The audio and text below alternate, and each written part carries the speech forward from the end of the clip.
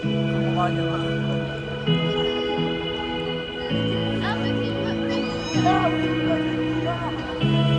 Pinili kong dumaan sa underpass. Akala ko kasi nandito ang sagot sa mga tanong ko. Akala ko dito ko mararamdaman ang saya na hinahanap ko. Na nandito ang papawi sa mga kalungkutan ko. Nagkamali ako. 5 taon nang nakalipas mula nang namatay si Erica. Pero hanggang ngayon, buhay pa rin ang mga alaala niya. Siya kasi ang nagturo sa aking mangarap. Dahil sa kanya, nalaman kong lahat pala ng tao ay dumadaan sa kanya-kanyang underpass ng buhay nila. Madilim, masikip, mabaho, at kadalasan, mahaba na para bang wala ng katapusan. Pero makikita mo na sa dulo nun, may puting liwanag. Palabas, paakyat. Pero ikaw mismo ang pipili kung lalabas ka o mananatili ka na lang sa baba. Pinili kong lumabas nang matanaw ko ang liwanag. Dahil alam kong doon, may naghihintay ng mas magandang buhay sa akin. May pag-asa nagsasabing, hindi ka nag-iisa.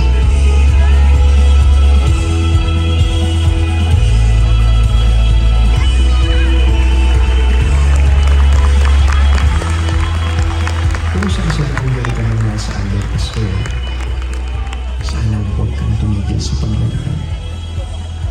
Huwag kang mapagod. Huwag kang manatili dyan. Dumaan ka lang. Huwag mong tambayan.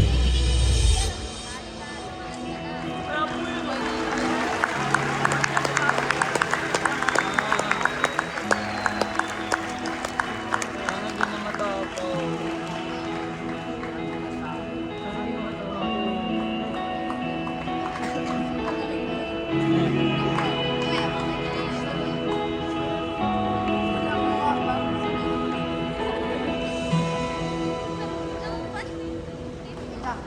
Oh, ayos ko.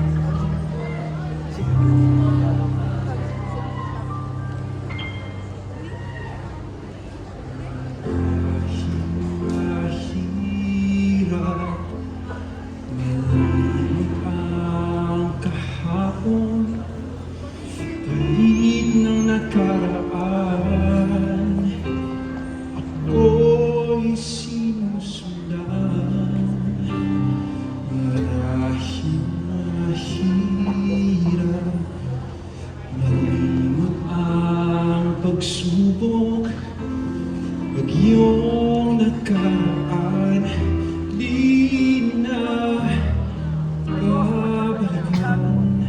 Ngunit pag-ibig mo'y katulad ng bahay, pag-asa sa akin ay luminap. Tagumpay ko'y narito na.